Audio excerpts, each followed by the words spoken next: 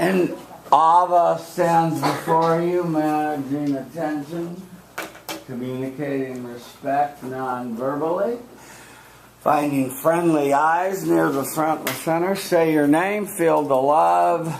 Start your speech. Hi, my name is Ava. Hi, Ava. I was searching the internet for a quote or something that would really get across the power of words. And I stumbled across a passage in An Idiot's Guide to Jewish Spirituality. And it said, in Hebrew, the word, or davar, which means word or thing, has two meanings, word or thing. In other words, in Hebrew, a word has power. It carries weight. It matters. Words are extremely important, and we can actually alter our reality by the very words we speak. Today, I want to share with you my personal commitment to using my words effectively. I will give you 2 reasons why I am personally committed to using my words effectively, and 3 actions I have taken to achieve this personal commitment. Now, why is this important? Well, words are how we communicate with each other. Oftentimes, words are what cause huge misunderstandings. We say things we regret. We say things we don't mean. And we can change the very reality of our relationships and our character by the words we speak. The first reason I am personally committed to using my words effectively is because one of the worst things I have ever said was when I was angry. I didn't use my words effectively. When I was 7 years old, my mom began working, which for my brother and I meant that we stayed home alone with my dad. My dad suffers from bipolar depression, which the best way I can explain it is like living with someone who has a cloud over their head perpetually, kind of like in those cartoons. And one weekend when we were home alone with my dad, he was really angry the entire day. He was insulting my mom behind her back, saying horrible things about her family, and he was really bullying my brother to the point where my brother started crying. Something I'm really sensitive about is anybody hurting my brother or saying horrible things about him or making him cry. So as soon as my dad left the room, I turned to my brother and really angrily in my 9-year-old voice, I said, "I wish he would just die." And that was the worst thing I've ever said in my life, and I regretted it as soon as I said it, because in that moment, I wasn't effectively using my words, and I let my anger take control of me. The second reason that I am personally committed to effectively using my words is because in many situations, I don't speak up for myself. To me, being able to use your words is a blessing.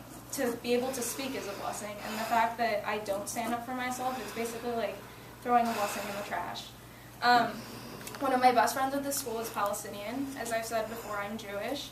A lot of his friends don't really understand how we could be friends. Upon finding out that he was becoming very close with me, one of his friends turned to him, let's call her Stacy, and she said, "How could you be friends with a Jew? That's crazy. You can't be friends with a Jew." And hearing that in America in 2015 by someone who was born and raised in the United States is probably one of the craziest things I've ever heard in my life. But I actually happened to have a class with Stacey last year, and the funny thing was she came up to me after class, we had never talked, and she started talking to me. We had actually a really pleasant conversation. But the whole time she was talking to me, all I could think was, "You hate me. You hate who I am. Not who I am, but what I am." And I wanted to confront her, but for some reason I couldn't get the words to do it. I didn't use my words, and I really regret not speaking up. Third, I want to share with you 3 actions I have taken to use my words effectively. First, I have started being more assertive. I've tried to speak up for myself in situations where I know that my words can really have power over who's listening. Second, I decided to take this speech class because I know I have trouble really communicating with my words, and honestly, taking this class has really helped. And lastly, I started to have a filter, so I think about what I'm going to say before I say it, so that I don't say things I'm going to regret. When I performed these actions, I felt vulnerable, angry, but content. It's really difficult to filter yourself and to not say things you're going to regret or bite your tongue when you really want to just be angry and say horrible things. In summary, I've given you 2 reasons why I'm personally committed to using my words effectively, and 3 actions I have taken to achieve this commitment. As the Hebrew saying goes, words are powerful. I want my words to be powerful, and I want them to mean something. I never again want to regret something I say for the rest of my life, and I want to be able to speak up for myself in situations where it's important to do so. Thank you. Ava.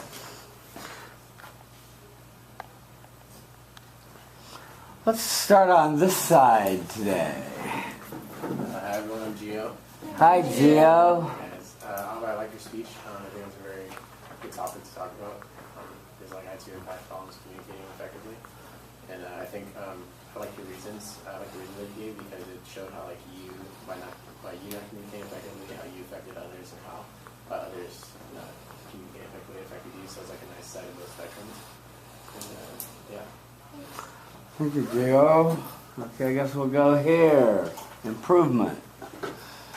Hi guys, I'm Anise. Hi, Anise.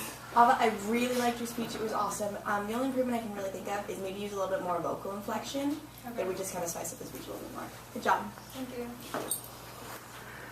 Okay, let's start with that. You want some vocal variety, you know, some emphasis, and that's part of what you're talking about when you're having your words really mean something and so forth. You started with the Hebrew expression, and that was interesting. And you got a laugh from your source, The Idiot's Guide to Jewish Spirituality. Yeah, I guess there's an idiot's guide for everything now, isn't there? Yeah. So I guess that was funny. So that was an interesting sort of definitional beginning. I guess it was a pretty good grabber. Your thesis preview was fine. Your SIG statement was good. What I want to focus on is what was personal that you shared and how well you shared it.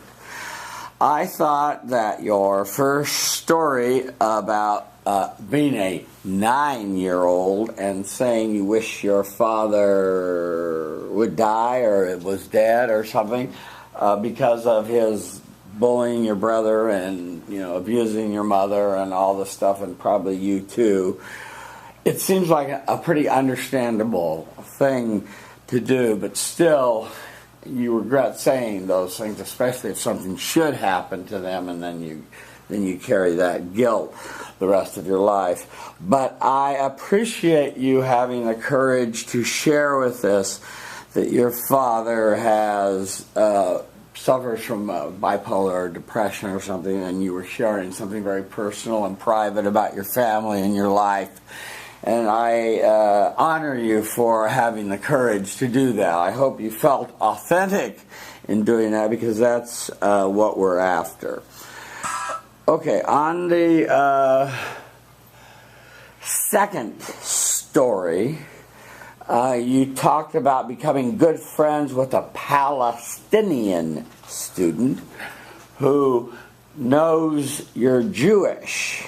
And then there was this third person we call Stacy, who is, an anti-Semite, who said, how could you associate or be friends with a Jew? And you said in 2:15, how can this be happening now? But it's happening all around the world.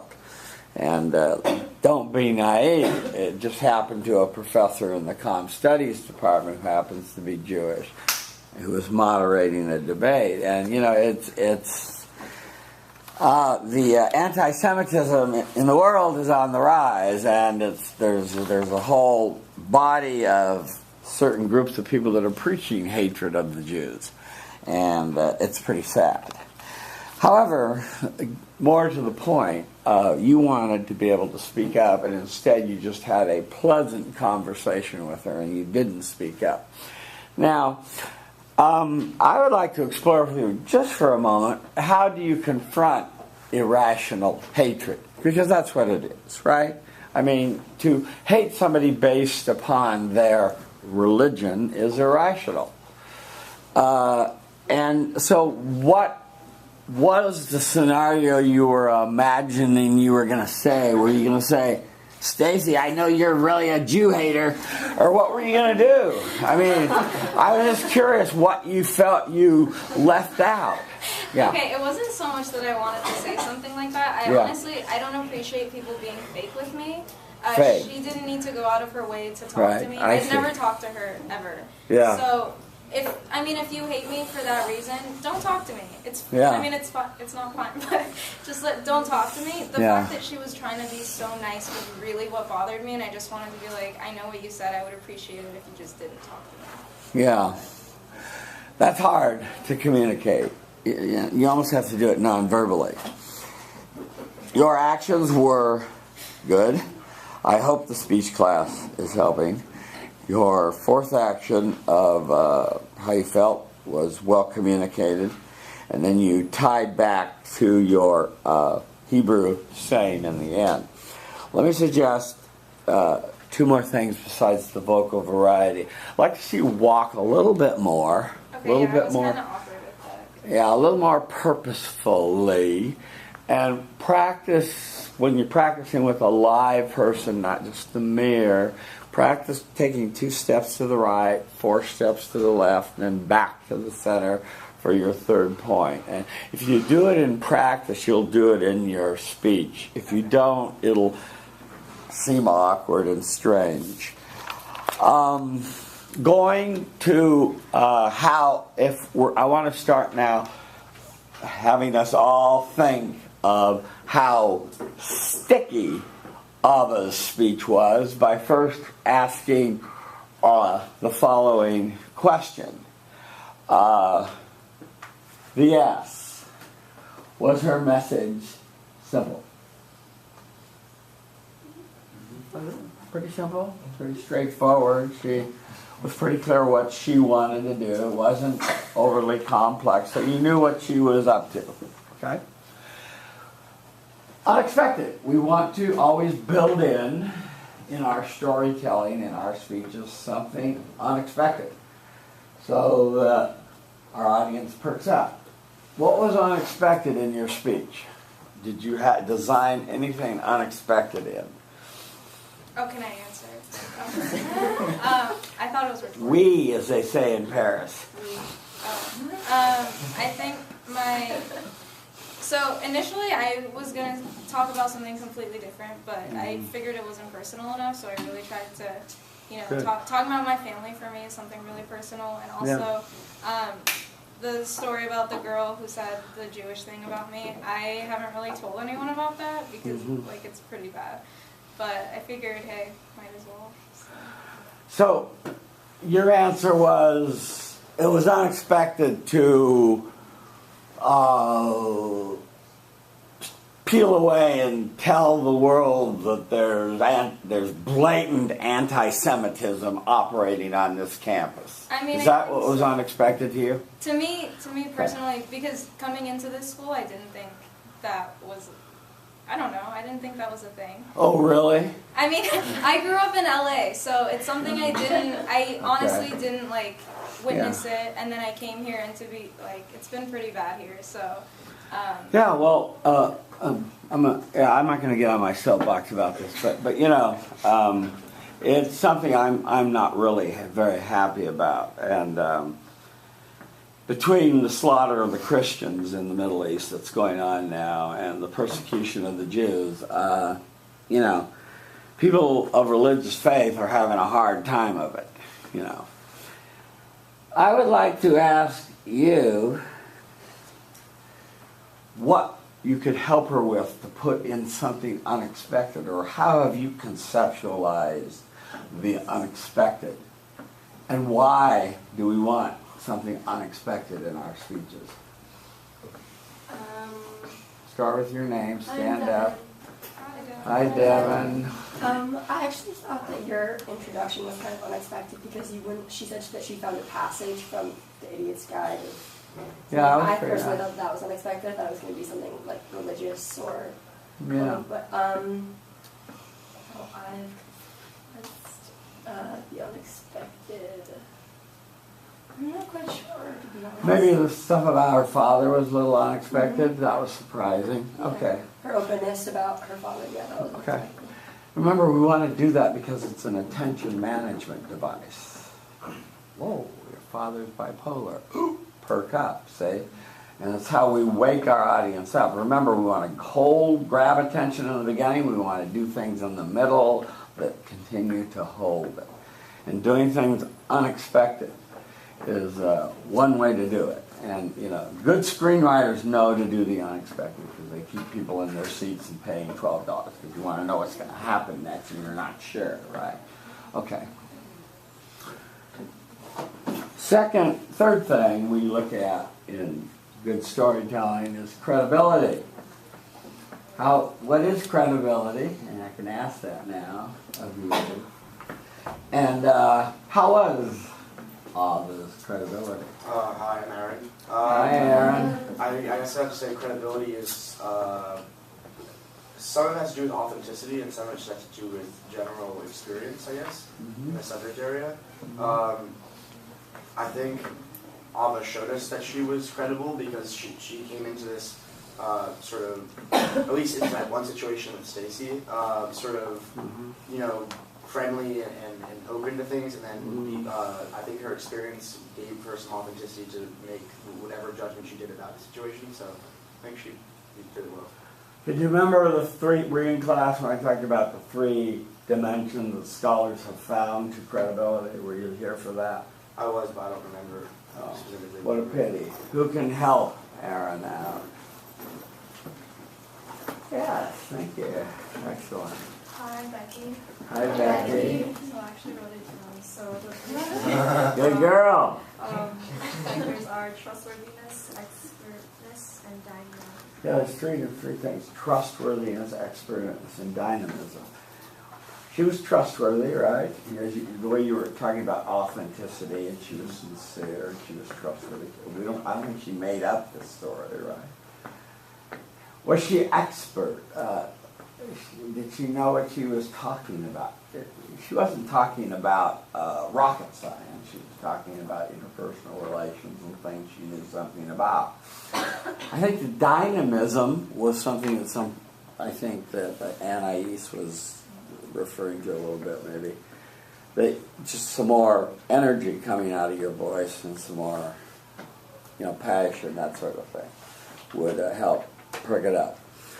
Okay, what's the other C in our success paradigm for good storytelling? Hi, I'm Sophia. Hi, Sophia. The second C is concreteness. Right, concreteness. Is that how you're not going to explain it or tell us why we always want to be concrete and we hate to be excessively abstract? And Yeah, so can you give us the big rationale real quick? Thanks. with concreteness, it's easier for novices to learn something, or if you're unexperienced, or if you're not a Jew yourself and you don't have the same experience with anti-Semitism, then concrete examples help us understand before we can understand the higher level abstract. Right. They're the building blocks. And let's take it the other way. What if someone is too abstract in their presentation? What happens then to the audience's interest and their ability to follow? They lose interest and lose their ability to follow because they're not familiar with the terminology, or it's too abstract, so they lose interest because they don't see how it's applicable or relatable. So it's all about knowing your audience. And I want you to begin going through the checklist of success on your speeches, because I will be doing this from now on and checking to see if you put in something unexpected, if your credibility is high, if you're concrete, and that sort of thing. Well, let's go to the big E.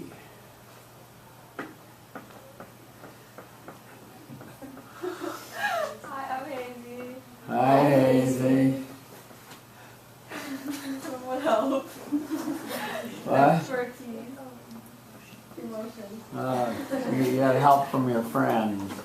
Okay, you want to explain why emotions are so vital in good storytelling? Because being able to convey emotions makes it easier for the audience to connect with you, and it's also builds into like authenticity and Built into what? being authentic as a speaker. Right.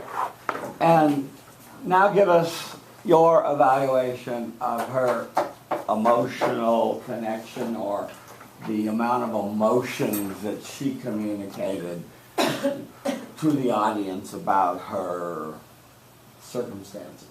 When she was talking about her personal experiences, especially her father, and how she felt angry, and then she said the words that she didn't really mean, I think that was pretty powerful in terms of emotion, because she was really personal and like gave us a lot of details about what happened in the situation.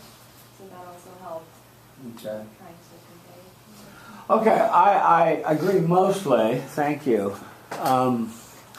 What I would say is, remember, don't lose the lesson we learned in the film speech of felt, sensing, of remembering the emotion and remembering how angry you were and bringing that back up and refeeling it so we refeel it again.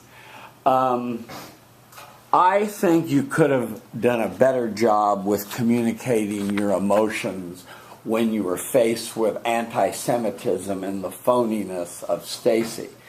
I think you could have communicated a little bit more emotion there, and that could have grabbed your audience better. You see what I mean? Okay. What's the next letter? Oh, yes. We already did E, but that's good. There's a letter E. Okay. S, right? Success, right? That's an easy acronym to remember, right? We can all remember success. We can always check our speeches from now till we die by just running through success checklist. Yeah. Okay, so what's S stand for? Who hasn't been talking very much? You've been kind of quiet. Hi, I'm Chen Ying. What is your name? It's Chen Ying. Chen Ying. Yeah. Hi, Chen Ying. Hi. So the S stands for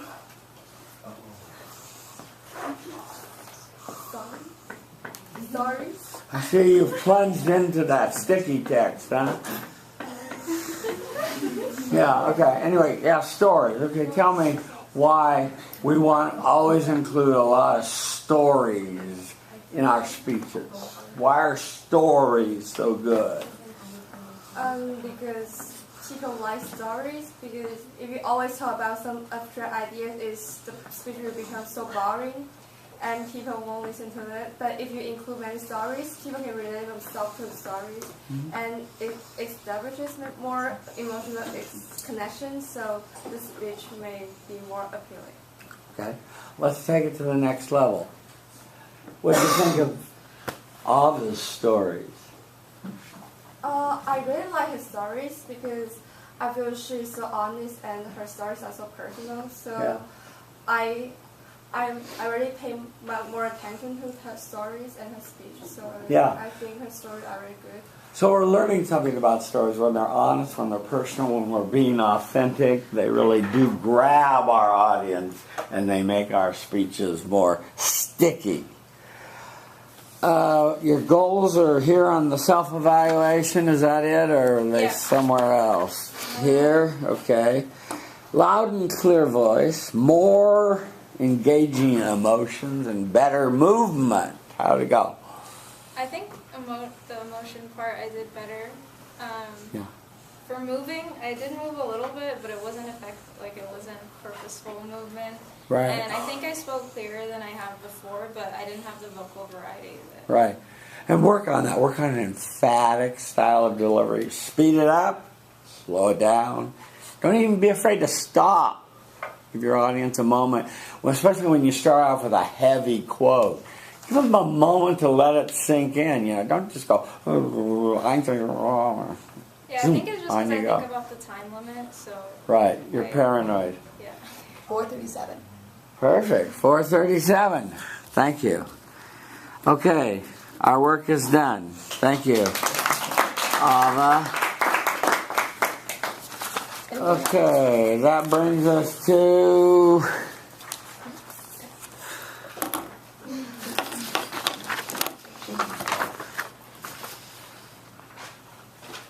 Jonathan.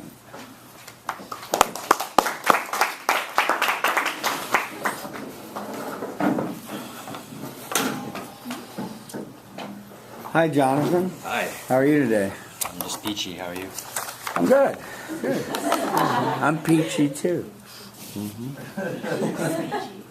Peachy? Like the fruit? Sure, that's it. Okay, I'm going to need you to back up because you're a tall guy, or I'll back up.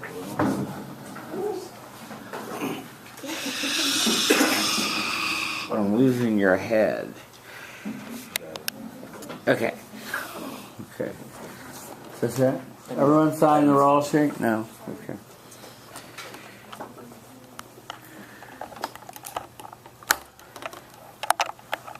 He stands before you managing attention, communicating respect non-verbally, finding friendly eyes near the front of the sun, say your name to the love. Start speaking. Hi, I'm John. Hi, John. So, my mother used to tell me that doing something that you weren't passionate about is like holding your breath. The longer you do it, the harder it gets, and can only lead to self-destruction. I didn't think much of this quote, but I've come to realize how true this really is, especially for me. Now today, I'm here to share with you a personal commitment that I have, and that is to be more positive. And I'll give you 2 reasons and 3 actions why I'm personally committed to being more positive. I know everyone in this room can relate to feelings of self-doubt and just like losing hope. And to start off with the first reason why I am personally committed to being more positive is that I have a low opinion of myself, and this like stems from, I guess you could say, this past year I started taking courses within my major, which is business economics, and I wasn't enthusiastic to come to class like my peers each day, and this in turn led me to suffer in terms of grade-wise, things of that nature, and this made me feel inadequate because no matter how hard I tried, I felt like I was always at the bottom of the curve, and I would study hours each day, and I came home feeling discouraged every day, basically, and I felt like I didn't belong here at the school. And the second reason why I'm personally committed to being more positive is because I've given up on myself so many times in my life. It's absolutely pathetic, it really is, and I'm embarrassed by it. And you know, like I said, I came home discouraged every day. The only thing I looked forward to in my day was going to sleep. But even then, it wasn't that simple since I had insomnia. So like, even then, I couldn't even like escape from my life. And well, this may seem like a really depressing story. It was a good eye opener for me because I realized that what I was doing, I just wasn't passionate about, and like this was like the cause of why I was like upset so often. And like I knew that I had to make some big changes in my life. So this leads me to the 3 actions. And the first action that I took was that I stopped comparing myself to others. And instead, I challenged myself to be better than I was the day before and to be the best version of me that I could possibly be. And the second action that I took was that I started having more personal time dedicated to myself instead of studying constantly every day. And for those of you who don't know me very well, I enjoy playing guitar, so that means if it's like 10 minutes a day of just playing a song that I enjoy, really puts me in a more positive mood. And the third action that I took was, it's really a big thing, for me at least, was that I decided to switch out of my major, which was business economics, and instead I wanted to pursue something that I was passionate about, something that I could wake up happy to every day. And when I took these actions, I felt like a great weight had been lifted off my shoulders, because I mean, now I come to class excited, like looking forward to the material and I feel like this is a step in the right direction for me. And in summary, I've given you 2 reasons and 3 actions that I've taken to achieve my personal commitment of being more positive. And there should be no doubt in this room that I'm personally committed to being more positive in life and working towards something that I'm passionate about. So, going back to what my mother said about how doing something that you didn't love is like holding your breath, I find this to be true because I didn't enjoy what I was doing, and I really could feel like I was drowning under the material that I didn't find, that I couldn't connect with. And I feel happier now that I am working towards something that I love, and that's all I wanted to share with you guys today. Thank you. Time? 5:07. 5:07. Perfect. Hi. Hi, I'm Chen Ying. Hi, Chen Ying. Hi, John. I really like speech. Your speech is very natural and comfortable, and I like your stories. You are very honest and genuine with the audience. And also you share some very personal. I can really feel your emotion, your frustration. And yeah, so I really like that. Thank you. Improvement. Hi, Becky. Hi, Becky. Hi. So I enjoyed that you were able to open up to us about something really personal. I would say you can work on making sure that your speech flows a bit more, because I know you had a lot of pauses when you were speaking, maybe because you were thinking. Okay, yeah. Good. So you don't want to be called Jonathan, you want to be called John? I don't Doesn't matter. Just don't call me late for dinner, right? Of course. Okay. Well, you started with your mother's quote and you returned to it, and it's a good quote. And it is important that you kind of discover who you are and what your passion is, and that's something that often happens in college. As I've suggested on the class website, there's a book called, this book is not required, and there's a little quiz. You might want to take it and see if it helps illuminate some of the issues in your life. On your thesis, you want to be more positive, and you gave a good preview, so that was fine. And you related it to the audience well, because I think everyone has experienced some depression or self-doubt or hopelessness, and that sort of thing. So that was a good, significant statement. Let's talk about your storytelling. You confessed a very private thing, that you have a low opinion of yourself, that you're a biz econ major and that you hardly went to class and that you felt inadequate and you didn't do well and you're always at the bottom of the curve. Fair telling of your story? I did go to class every day. Oh, you did go to class every day. So you went to class and still it wasn't cutting it. Yeah. With a heavy heart. With a heavy heart.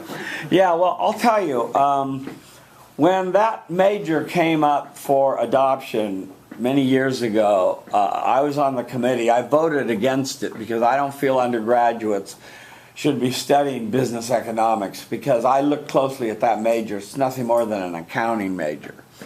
And I think that's wrong for undergraduates. I think you should be getting a broad liberal arts education and not be turning into a little business machine, which is what I saw that biz econ major doing. Okay, I'll get off my soapbox.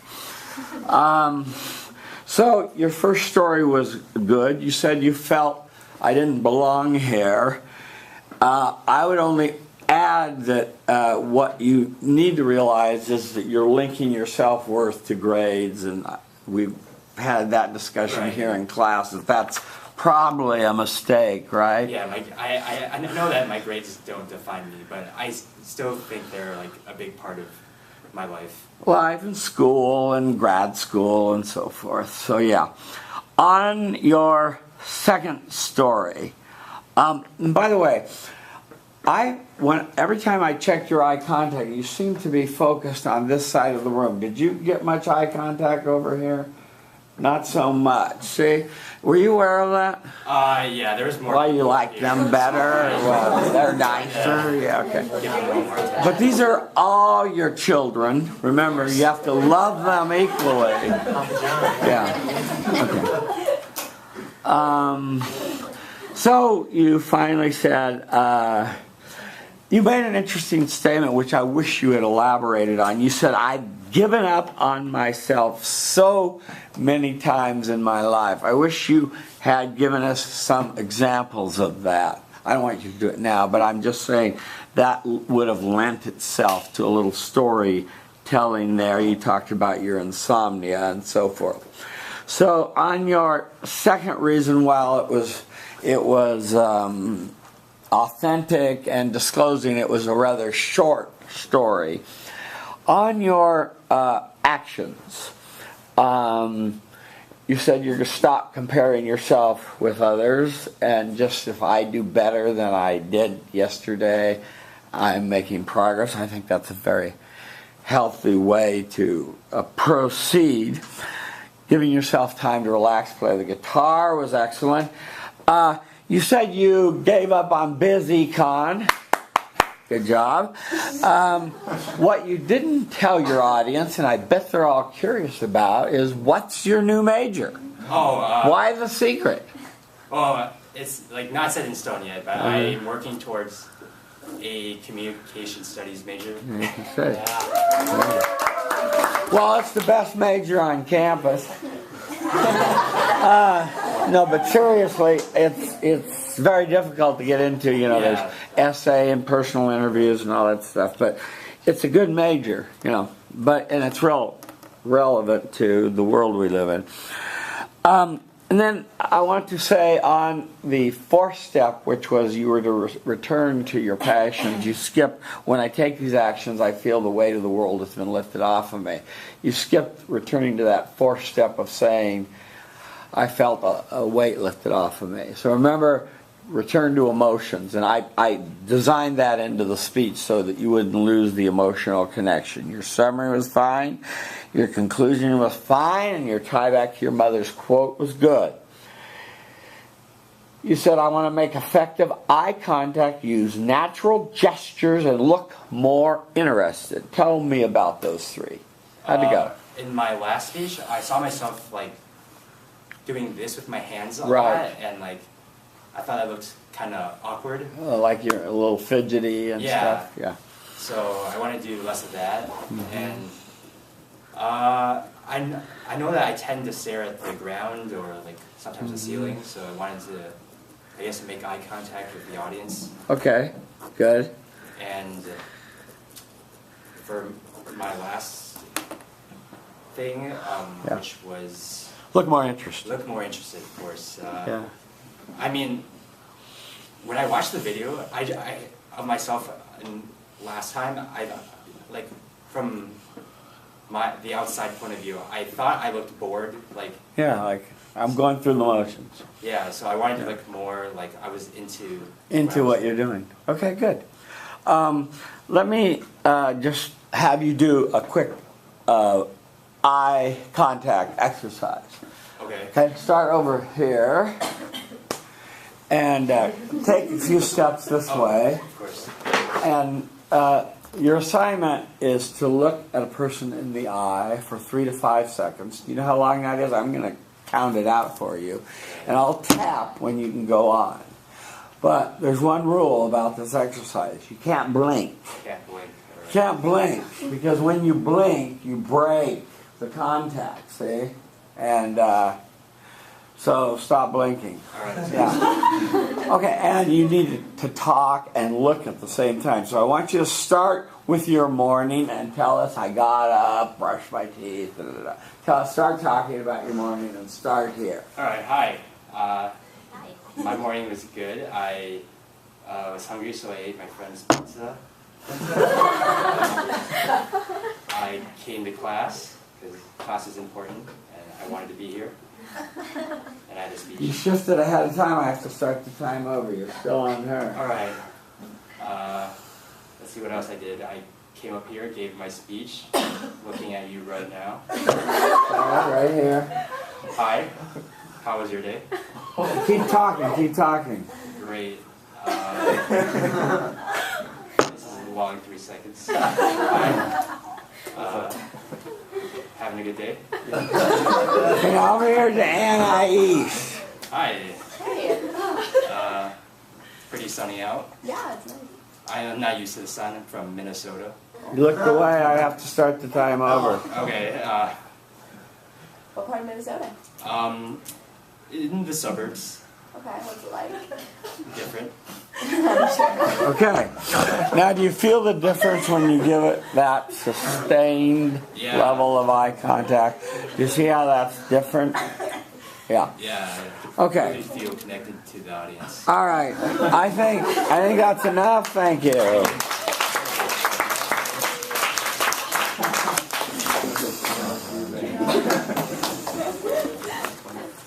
Okay, that will bring us to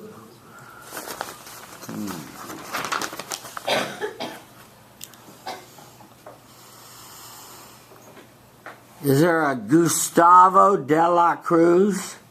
No. Okay, how about Sabrina Fanai? No. Okay, how about Aaron? Yeah, we have an Aaron. Yeah, Aaron.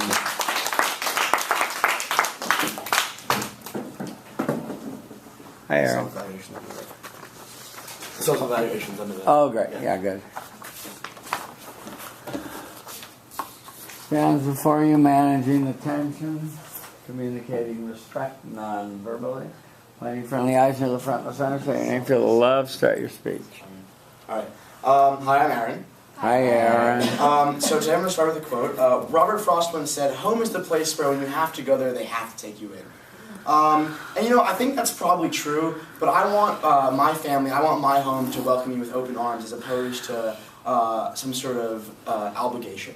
So today I'm going to tell you guys about why I'm personally committed to stop fighting with my parents. I'm going to give you two reasons why I want to stop fighting with them and 3 actions I've taken to do so. I think everyone has some sort of altercation with their parents. We all disagree on certain things, especially as teenagers. It's kind of our job to disagree with them. But at the same time, I think sometimes maybe taking it too far, and I want to fix things. So the first reason I want to stop fighting with my parents is because I think that doing so all the time makes me come off as ungrateful and not very thankful for the things they've done for me. I was always a tennis player. Before I came to UCLA, before I came to a D1 school where I knew I wasn't going to be playing tennis anymore, that was what I did. I played all day, I played through the year, and my dad was my biggest supporter. He was the one who, when I was about 6 years old, he signed me up for lessons to play at the tennis courts near our house. And he would play with me every weekend and during the week too, just to make sure I got better. And that was his goal, was to make sure I was the best tennis player I could be at a young age.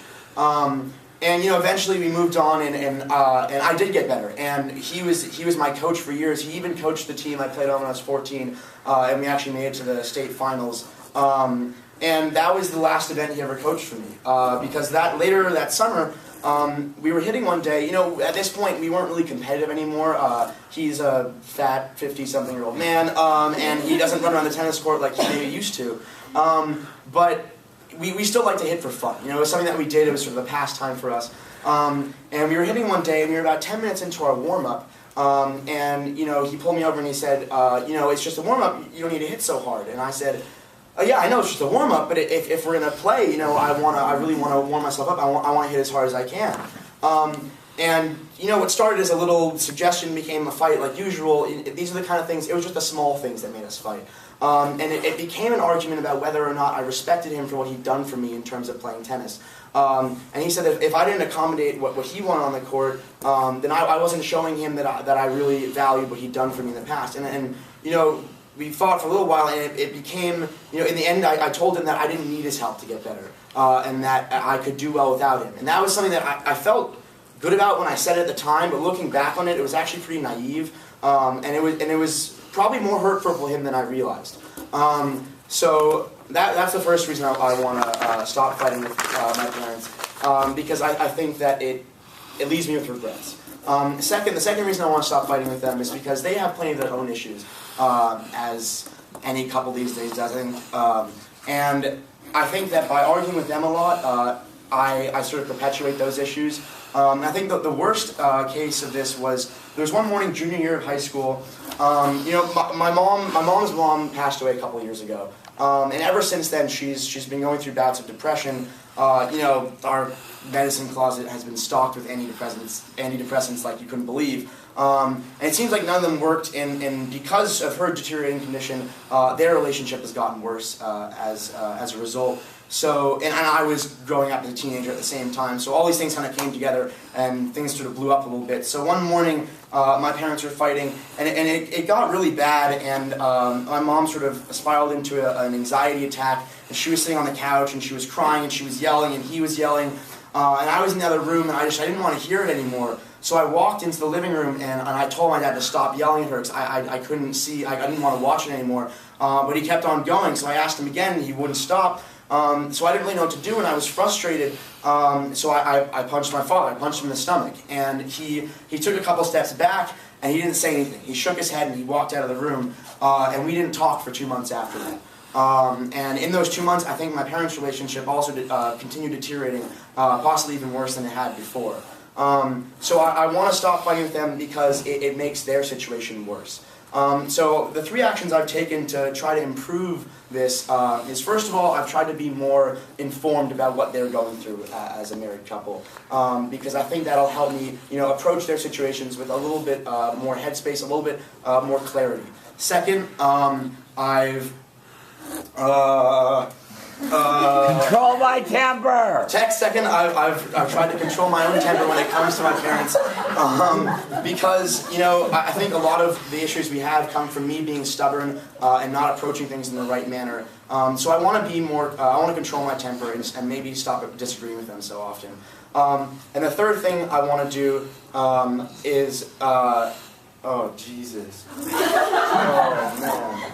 The third thing that I want to do is help my parents with their personal life, not mine. Jesus, yeah. So the third thing I want to do is I want to focus on my personal life as opposed to theirs, because while as the only child in the family, I still have a responsibility to help them with their issues. I think my main responsibility lies on myself, and as my parents, I can help, but I think it's their job to sort of mend their issues and help me as I help them. So in conclusion, I've given you guys 2 reasons why I want to stop fighting with my parents so often, and 3 actions that I've taken to do so. And I think doing these actions has made me feel more safe at home. Not safe, it's made me feel more comfortable, it's made me feel more mature, and it's made me get along with my parents better, for sure. So there should be no doubt in this room that I'm personally committed to stop fighting with my family so much. And like Robert Frost said, your parents are going to have to take you in. It's sort of their obligation to you, but I don't want it to feel like an obligation to them. I want it to feel like something that they're happy to do. They're happy to see me when I come home, and they're happy to see me leave and go back to college when I do. Thank you. Thank you. Time? 6:19. 6:19. Okay, where are we? We're here. Yes, please. Hi, I'm John. Hi, John. What to say? Your speech took me on a roller coaster of emotions, and I can relate to fighting with my parents. I used to fight with my mom a lot, especially when I started learning how to drive. So totally see that. And I guess I thought it was good. I don't have too much to say. Sorry. I kept thinking about how I was fighting with my parents. Yeah, so it brought back memories of that, huh? Thank you, John. Improvement? Hi, good Dion. Hi, Dion. Improvement, maybe slow down a little. I know that was one of your goals. Yeah. It's just the way, I guess, for me too, the way the words come out, the way it rolls off your tongue, just to control a little bit. Maybe also taking a couple steps to make the flow a little bit more easier. And that'll probably also jog memory a little bit, so you'll have more brain parts. But other than that, great job. Fantastic. Yeah, I think Deanne hit a couple of good points for you that I think are helpful. You were rushing because you wanted to get it in under the 5-minute time, every but time I practiced it was like exactly like 4.5, and then like I was seeing time. let me tell you where it got long was in your storytelling. You gave a little bit too much detail, and you're going to have to learn to edit that out a bit. Let me talk about your speech. Your Robert Frost quote was good. I love him. And I like the way that you disagreed with the quote or took exception to the whole idea that, while it's true, I suppose your parents will always have to take you in, but, it's not. If you're punching them all the time, they're not going to be taking you in much longer, right? So, your thesis was fine. Your SIG statement was fine. Let's talk about your first story. And it basically centered on your dad and playing tennis and the fact that he coached you up at a very young age and made you into a good player. But then when you got older, you wanted to assert your independence. And he felt you weren't being respectful to him, and this had resulted in a big blow-up. I think some of the beginning stuff could have been cut out, and we still would have gotten the same impact from the story. So, and that was an interesting story to share, and to see that you have this, problem with your father. On your second story, you shared something very private about your parents, which is their marriage is not very good since your mother's mother passed away, and she's depressed and has a medicine chest full of antidepressants, as you put it. And that's what people try to do to help themselves. There's nothing to be ashamed about that. But as you point out, you said my attitude didn't help matters any in the relationship between them. I think it was real unexpected that you hit your father, and that was a good climax or good thing to put in your story. That was very revealing. And now are you an only child? You have no brother, so you're an only child. So okay, so. And what was even more interesting is your father's reaction, which was not to hit you back, or to call the police, but just to walk away. So it was very interesting. On your actions, I'll tell you why you gummed up on them, because you didn't have a slug line for them down succinctly. You didn't have us in an outline form. You had it in big long paragraphs. You need to have us in a slug line outline form, so it would just be, work with myself, work with my parent, and so the essence of what you want to say clearly. You return back to how you feel about your PC a little later than so forth, but that was okay. And then you tied back to your Robert Frost quote. On your kanai, you said, don't go over time, no ums, and talk more slowly and focus on my emotions. How did it go? I think I did better with the emotion part, because I know the last speech I just kind of sped through all the transitions. Yeah. I definitely went over. Right. I think, at least in the beginning, I might have slowed down a little bit. I definitely sped up at the end a lot, trying to fit it in, which didn't work. I'm not sure with the fillers. That's kind of hard. You'll see tonight on YouTube. One thing about communicating emotions is it's sort of a trade-off with going so quickly. There's a little bit of suffering of the communication of the emotion, because we don't get a chance to take it in and feel it with you. Right. So remember that, felt sensing. So, where are we? Yes, this gentleman hasn't spoken yet in class today. So, give me an S for him. which is, I missed the first part of success when I came in. Ah. Did you help him out? You missed it too. Simple. How to make it more Yeah, was he simple? simple? Was his message simple enough for you? Yeah, Was his actions simple? Was it clear? Was it clear to you what he wanted to do? Definitely. From your introduction, I knew exactly what you were saying. You wanted to feel really comfortable in your house and stuff like that. Yeah. And then you introduced your kind of like what you're personally committed to. Like I completely related and understood to what you were saying. That's something that I think we all go through also. I guess so. One thing I would say about this is that, Aaron, you were committed to doing something negative, which is stop fighting, right? And versus being positive or being a positive thing. So that's something to think about. Okay, let's go here. Give me a U. Hi, I'm Lily. Hi, Lily. So the U for unexpectedness. I thought like the part that was especially unexpected to me was when you like revealed that you actually hit your father, which is like a very taboo subject to like say out loud. So I think I want to give you a lot of props for like being really open for that. Yeah, that was good. Yeah. And I think that woke everybody up at that moment. So, and if you could sustain it, that's great. C. Hello everybody, I'm Esmeralda. Hi, Esmeralda. So C for concreteness, I think he gave us plenty of details. Maybe a little too much on the tennis story, which is why you might have gone overtime. Yeah. But it was detail. This is the dilemma. You want enough details in your story so it's believable, but not too many so that it gets boring. Okay? Hi. Hi everyone, I'm Nellie.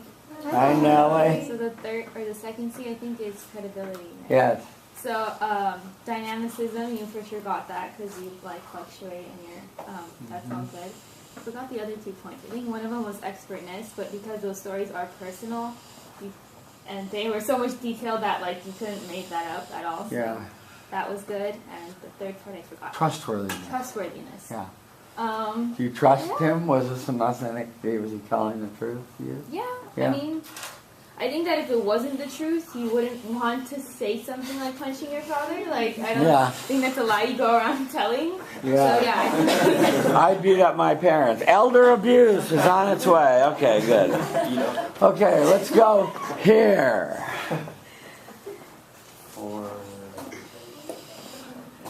For the big E. Yeah. Hi, I'm Nathan. Hi, Nathan. E is emotion, right? We. Yeah, emotion. You definitely conveyed emotion well. Like you still spoke fast, so like you didn't like. I don't know if you sensed it or whatever, because you know, like you were still speaking fast, and usually things like that you want to kind of slow down and let it sink in. Yeah. But I still think you conveyed it to us. Like we felt it. Well, I know I did. So. Okay. You did it well. The one thing I would just suggest is when you get to that emotional climax in each of your stories, and in the tennis story, it was when you said, I don't need you. You know, you 50-year-old fat man, get out of my sight, right? As you described him. You know, that was when it probably hit you that you're, you know, you speak first and think later, and you regret that, and that was good. And then the other one was on the second one, when the emotion of, I hit my dad. How'd you feel at that moment? You know, I felt good, but I felt scared. I felt horrified. You know, you relive that, yeah, and do more of that. Okay. And then where are we? Who's been kind of quiet? Oh yeah, over here. Yeah. Give me an S. Hi, I'm Emily. Hi, Emily. Sorry, my sweater is stuck on the chair. There we go. Okay, so the last S is stories. Yeah. And I thought you did an amazing job telling your stories. Again, maybe a little too much detail. Like, I know we want enough so it's believable, but it, like, I think the end of it kind of got lost. Yeah. But I think that the stories you chose were like really relatable and really let us kind of see into your world a little bit. You did a good job. Thank you.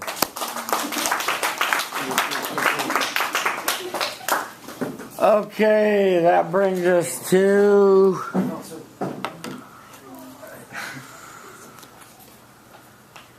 Natalie.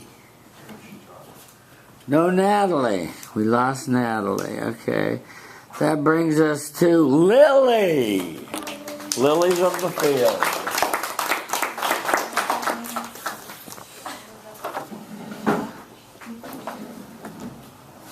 Hi, Lily.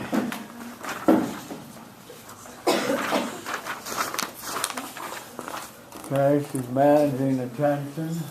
They're talking. Communicating respect non-verbally. Finding friendly eyes near the front and the center. Say your name. Feel the love. Start your speech. Hi everyone, I'm Lily. Hi, Lily.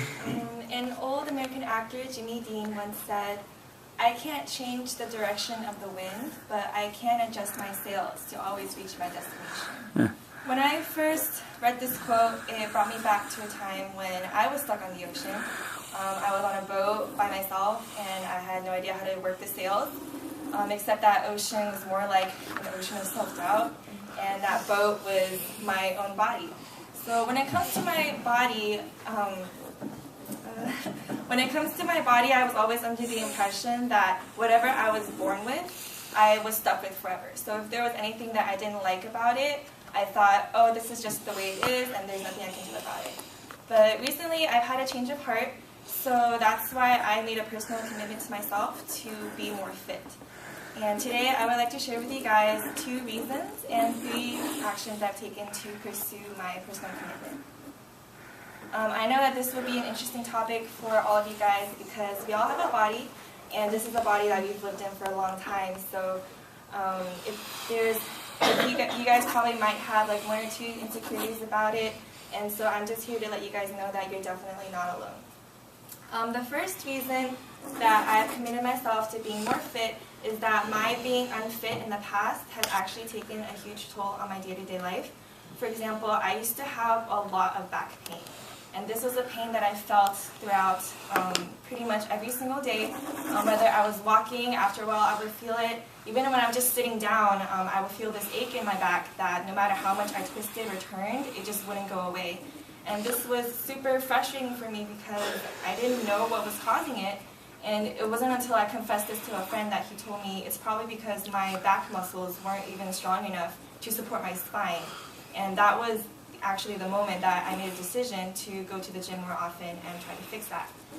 The second reason why I am personally committed to being more fit is my body has always been a huge source of insecurities for me.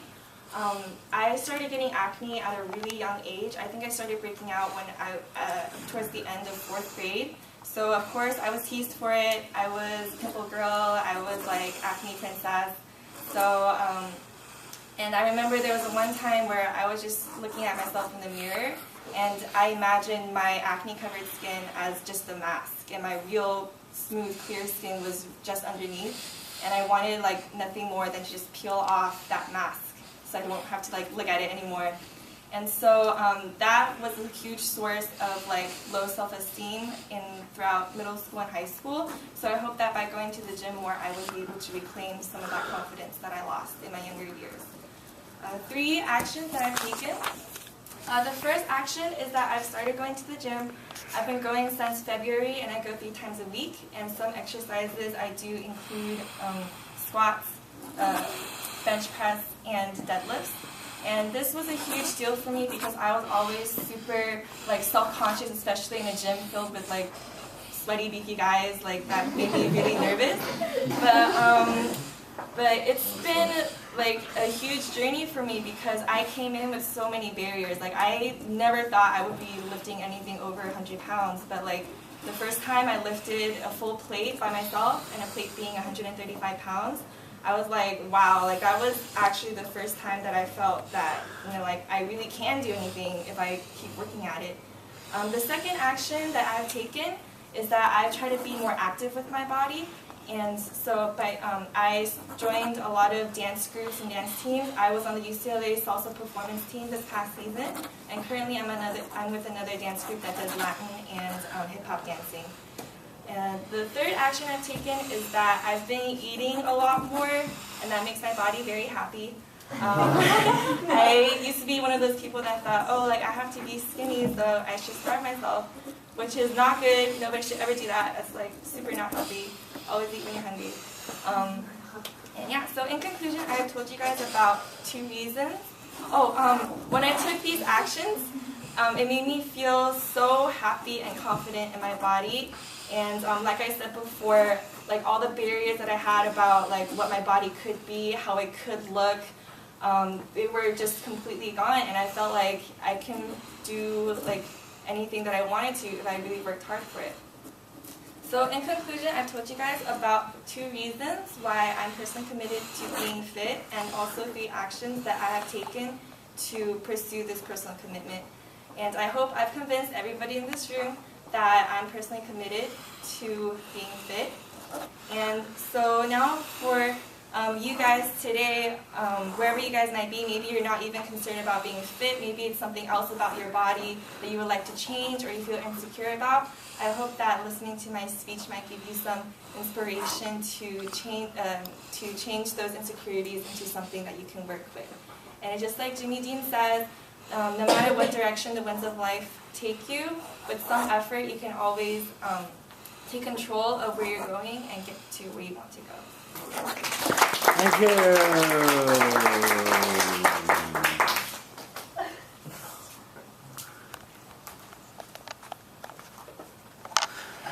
We're somewhere here. Yeah, good. Hi, my name's Ashley. Hi, Ashley. I thought your speech was really great and really honest, and you were open, which was unexpected. And I really liked your intro. You had a metaphor, and that was different. So, An extended one, and it was. For a while, I thought she really was lost. Wow, she's a sailor. No, it's a metaphor. Okay, improvement. Hi, I'm Hazy. Hi, Hazy. I really liked your speech. I liked how personal you were, and like you seemed very authentic and genuine when you were telling your stories. Improvement, I'd just say move a little more. Other than that, I don't think of anything else. It was good. Okay, thank you. All right, Lily, let's talk about your speech, your personal commitment. You started with an old American actor, Jimmy Dean. He sells sausage now, I guess, huh? But it was a great saying, and you extended the metaphor. It was nice, and then you segued nicely into that it was about you and your, stuck with your body and your discontent with it. It was really eloquent the way you did it. So it was nice. It was a good beginning. It was a good grabber. It was unexpected.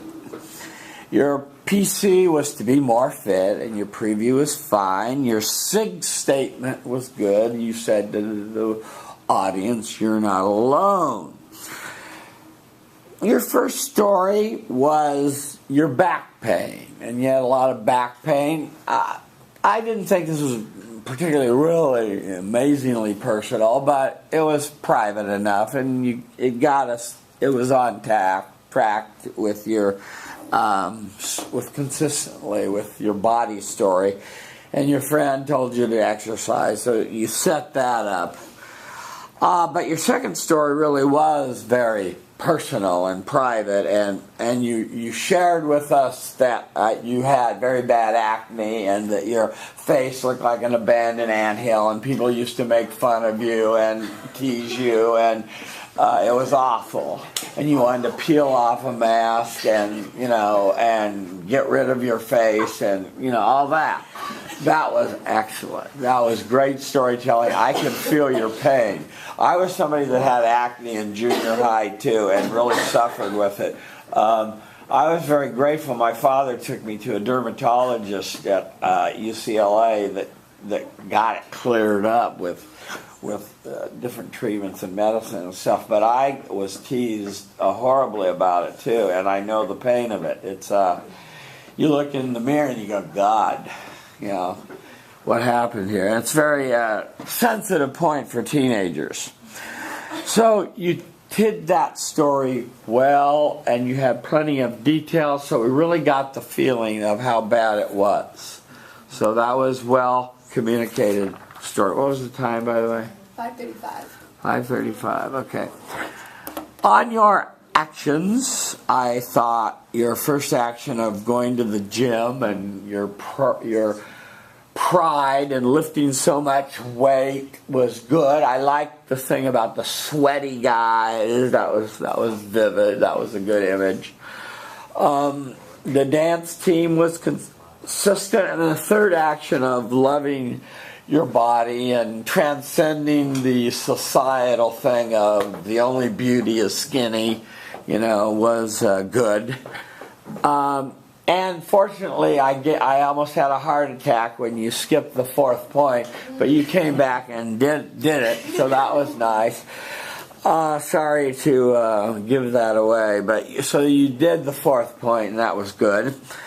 Your summary, your conclusion, and tie back were good, and I liked your ending. Okay, now, on your canais, I have a few concerns that I want to share with you, but I want to hear from you first. You said, keep my hands at my side. Be more relaxed and try to convey more emotions. How'd it go? I feel like, I kind of tried to actively do that when I was practicing, but I think after thinking about it so much, I think I might have panicked a little bit and instead did all those things that I said not to do. Yeah. So I think my hands, they were kind of they did the clasping thing, which I try not to do, but I did it. Okay. And for the emotion, I think it was at least better than last time. Yeah, and it goes to this idea of reliving the emotion, of reliving the pain you felt when you were bullied over your face, and reliving the pain of your back pain and remembering how painful that was, so we feel it too. Let's go over here real quick. You've been kind of quiet. Give me an S. Hi, I'm Rachel. Hi, Rachel. S stands for simple. And I thought your message was very simple. You laid out really clear, and I felt like your stories connected. Your speech was very organized, so I felt like it was just really easy for me to follow and understand what you were saying.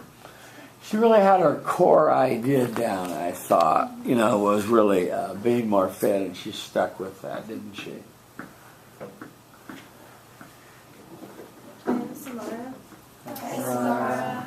So for unexpected, I thought your metaphor in the beginning was really unexpected because I actually felt like you're on the boat too. Yeah, that's how good it was. It was really excellent. Yeah, that was good. Thank you. See, we haven't been in the back row. Let's go to the back row here. Hi everyone, I'm Katya. Hi, Katya. I was able to listen to your speech, and for credible, I believe it because I know I go through the same thing about I try to go to the gym as well, and I could connect to it, and I thought it was very personal. Can you run through the 3 dimensions of credibility so we all learn it? I do not remember them. Well, we'll help you learn. Stand up for Buddha. I do not remember. I just remember one. Okay, your buddy there, Sophia Loren, will prompt you. Trustworthiness. Oh, sorry. One is trustworthiness. And speak to that. Oh, okay. Yeah, I thought you were really trustworthy. Because sharing something like that about, how we're sometimes insecure with our bodies, which I'm pretty sure everyone has gone through. It's like, why would you share that if it's not, personal? I thought the acne was really a very telling thing for trustworthiness too. Okay, and the next of the three. Expertness? Yeah. Alright. Is that towards the way she gives the speech? Yeah, well, it usually relies on people that are giving lectures, they experts in the field and that sort of thing, but was she an expert on her own life? Was she credible about, speaking of her own experience? Yeah. Yeah, I thought you were. She wasn't self-delusional, in other No. words. Yeah. Yeah. Okay, and the third one? Dynamism? Could you explain that for me? Sure. People in Dot Hall hate this, but the studies show that even if somebody is an expert and trustworthy, giving the same identical speech in a monotone versus a dynamic way, the person that is more dynamic is judged more credible. And that shouldn't be, right? Words are words, the meaning is meaning, the argument's there. Why does it have to be exciting? Sorry, folks, in Dodd Hall, but it does. So that's dynamism. Now, can you judge Lily's dynamism? Well, as I understood from what you explained it's like it goes with being credible, but also, I don't know, making it like emotional, I guess? Delivery. Okay. It's the Oh, delivery. it's the delivery? Okay. Yeah. I thought it was dynamic. Yeah, okay. I think, I think you could perk it up just a little bit more and put just a little bit more energy in your presentation. But overall, you did a good job. Thank you.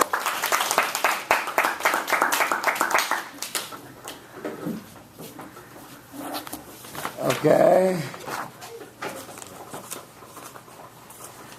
Next will be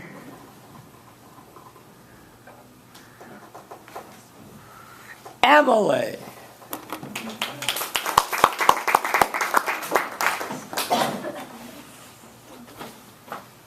Hi, Emily. Hi there. How you doing? Good, how are you? Good. See, you stapled your paper. That's good.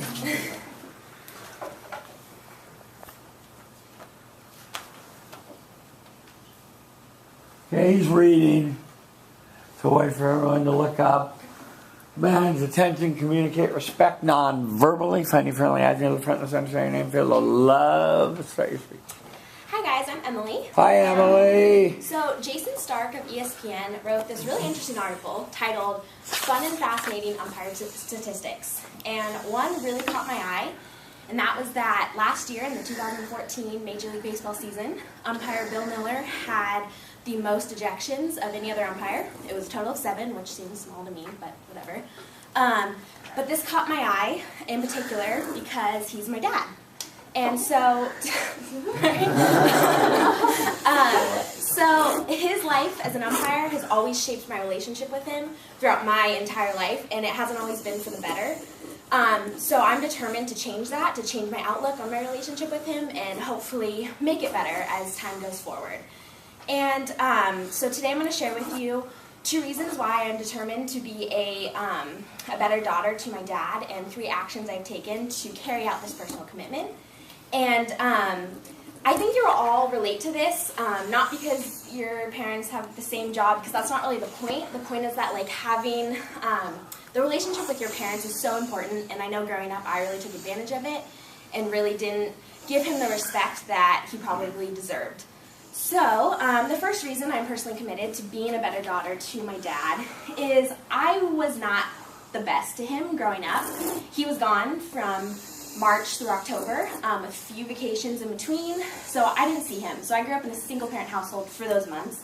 And then he'd come home, and everything would change, and then it'd be a weird power dynamic struggle between him and my mom for 5 months. And it was awkward, and as much as I loved him, I just liked it better when it was just me and my mom and my sisters. I didn't have to feel guilty about sleeping at my friend's house for an entire weekend, because, my mom was always going to be there, whereas with my dad, he wanted me to be at home with him. So, I've actually never said this out loud, but I always really resented him for kind of coming into my life in March or in October and really just interrupting everything. And it was like I was waiting until March for things to go back to normal. And that just was not fair at all. So that's why now I'm personally committed to really kind of fix the person I was when I was younger and hopefully be a better daughter to him now. And the second reason that I am personally committed to being a better daughter to him is that he will always do anything for me no matter where he is in the country. Last year, right around this time actually, right before Memorial Day, I had a major anxiety attack, like full on crying for 5 hours straight, could not breathe, could not catch my breath, because I think it was just the stress of everything, from finals to just wanting to go home. And then I didn't get to go home for that weekend like all my friends were. My mom wasn't answering her phone, so I called my dad. He's in Cincinnati. It's not like he can really do much. He's 40 minutes from walking out onto the field, but he starts calling his travel agent. He starts looking at flights. It was too expensive, but through this whole time, he's told me that to just give him 3 hours, let him do his game, and he would figure something out for me. So literally 20 minutes within the end of the game, he called me and said, I talked to a friend, he can get you a free hotel room for the weekend. Just, it won't get you home, but it will get you out of the dorms, out of the stuffiness of all that, and you can just breathe for a weekend. And just the fact that he was across the country and he was able to do that for me, just, I can't be more grateful to him. And it really, I'm just like, it made me love him so much for doing that for me. So now the 3 actions that I perform to demonstrate this personal commitment is, first of all, I make sure to call him at least every 3 days. I know it kind of seems like a long time, but if we talked every day, we wouldn't have enough to talk about. So keeping on the schedule, it keeps the blame from being passed around, like, oh, you didn't call me, I didn't call him. So just the calling every 3 days allows us to be involved in each other's lives. And the second action that I have taken... Excuse me, sir. Talk to you about your shoe. What is that? Wait, what? What?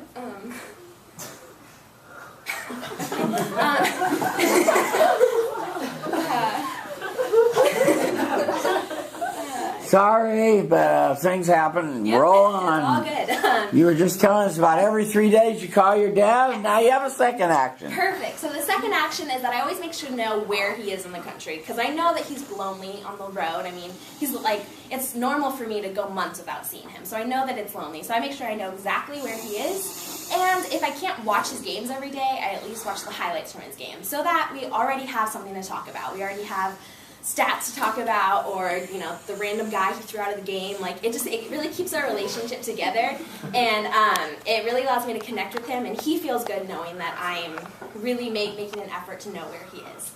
And finally, the third action I take is actually when we're together over the winter. He likes to go to Lake Tahoe for New Year's Eve and New Year's for like about a week. And if anyone lives in Northern California, you know the snow in Lake Tahoe has not been great during that time, so it's actually pretty boring to go up there, and I would much rather be with my friends back home. But I've made the effort the past couple years to go with him for that entire week, because he recognizes that I don't really want to be there, but the fact that I'm going to just make him happy and to spend that time with him really makes him feel happy. So in turn, all these actions have made me feel happy and have made me really feel like the relationship that I missed growing up with him, we're now forging it now, and I think that going forward, we can really just be good together, and we're a lot closer than we once were. So in summary, I've told you 2 reasons why I'm personally committed to be a better daughter to my dad, as well as 3 actions I've taken to demonstrate this personal commitment. And there should be no doubt in this room that I am personally committed to being a better daughter to him. So, in conclusion, I'm not surprised that he led in ejections last year. He is headstrong and doesn't take well to being challenged. And I used to really not like him for that. We didn't get along. But now I feel like we have a really good relationship, and I love him for it. So if you see number 26 on the field, please don't yell at him. Hopefully this takes away about 30 people yelling at him rather than, you know, all the rest. So thank you. Thank you. Time. 5:57. Okay, where are we?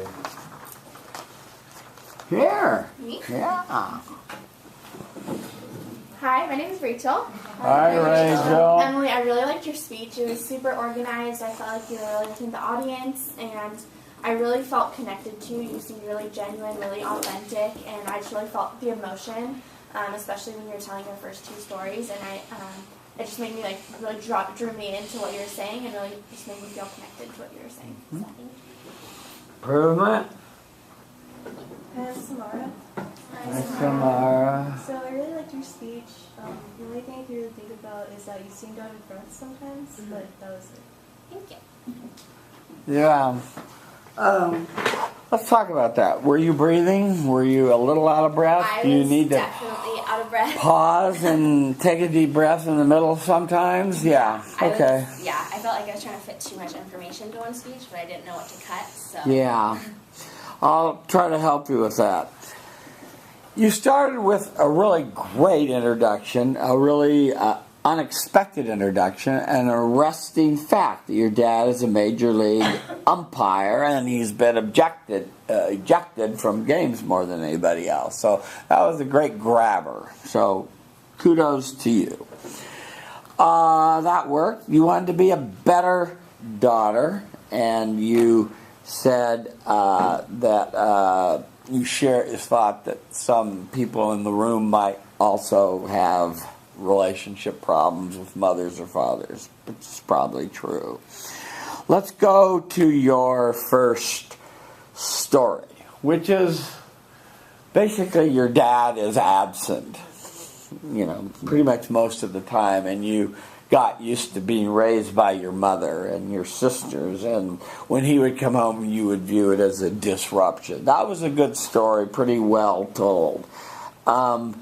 I think that it maybe could have been shortened down a little there, but you got the basic story out, and what I would have just spent a little bit more time in is just that your regret of how you treated him, and but the reality is you were a young girl that wanted a father, as every human being does want a mother and father, despite what you're taught in some of the classes around here.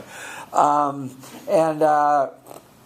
think that I had a Sid Caesar's daughter in my class, and she shared with us that she went around. She was so angry with her father for being gone so long, she went around the house and broke every television screen in the house.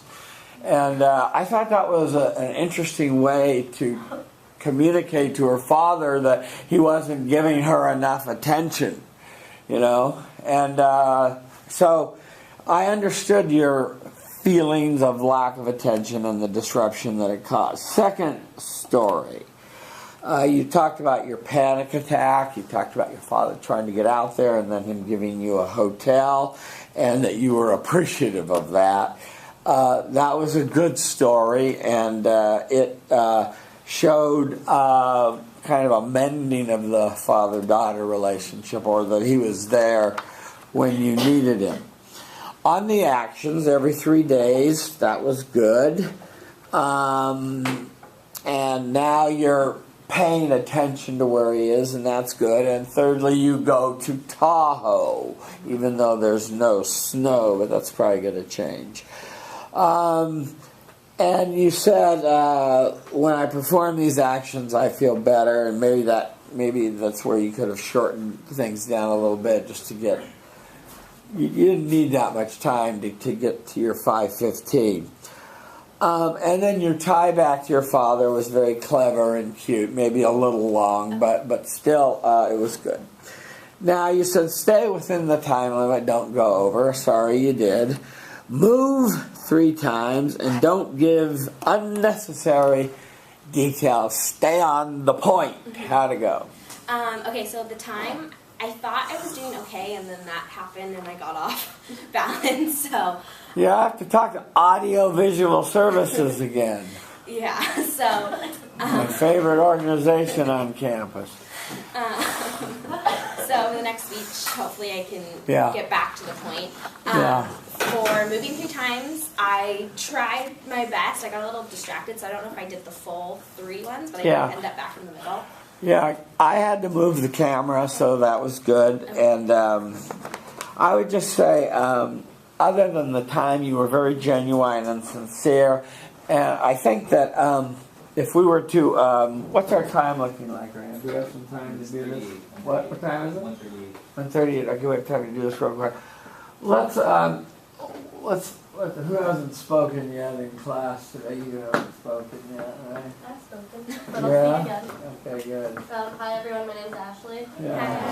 Hi. The first letter is S, it's simple, and I thought your message overall was simple, and you did a great job of conveying it. And that was being a better daughter. So Yeah. that came through clear to you, Yeah. right? Yeah. However, you did include too much detail, I think, but Yeah. overall it was good. Yeah. Okay. Let's hear from this gentleman here. Unexpectedness? Yes. You for unexpectedness. I mean, I think your introduction was probably the most unexpected part, how you led us into the story. Yeah. I had no idea where you were going with it, but I actually thought it was really cool how you wove that in, because I think it brought us closer. It gave us a better understanding of your relationship. Yeah. Over the years, I've had sons and daughters of famous people on my debating team, and it's no picnic. It really isn't. It's tough. Because, you know, the career often comes first, and it's tough. Let's hear you do a letter. Concreteness. Yeah. Yeah, I think that you explained everything pretty clearly. I don't think there was anything too abstract, so you did a good job on that. Okay. Another C. Why do you always look around when I'm looking right at you? Of course, have it. The second C was, I believe, credibility, and that had the 3 parts: trustworthiness, dynamism, and this expertness. I feel like the expertness and trustworthiness were like, I feel like they're very similar. So like you can't have one without the other. Would you agree with that? And I felt like, I mean, I feel like since you had those two, it meshed very well. I'm not an expert on dynamism, but like from what I could tell sitting here, that like I felt like you conveyed like your emotions well, like using vocal variety. So you thought she was interesting enough to listen to. That's what we're looking for. We're not looking for somebody that's like a preacher, that's Billy Graham, that right. You're going to hell. We don't need that kind of level of dynamic. Yeah, I really liked how like you like surprised us with your little your intro about your dad, revealing that he was like this umpire for like this big team. So I really like that. Or Major League Baseball. That's a very big team. I also thought it took courage for you to share with us your panic attack. And that was good, and that I appreciate your trust in us that you could share with us. That was very personal. So you did a good job. Thank you.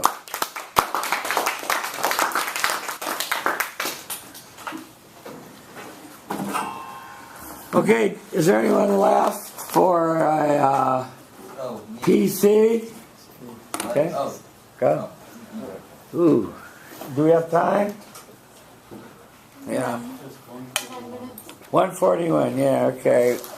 Do you have your computer with you? No. Who else is left? Do you have your computer left? 3 people left? Do you have your computer with you? Oh, good. Do you have your computer with you? Yes, sir. No. So we'll let her go today. Because I'm about out of battery, so I'll download her onto her computer. You have a Mac, right? I hope. Yeah, good. Eat your heart out. Okay, rock and roll. You really wanted to go today, huh? Yeah. Get it over with. So you want to film me on the computer? No, I'm filming you on this, but I'm going to load it on your computer. Oh, okay.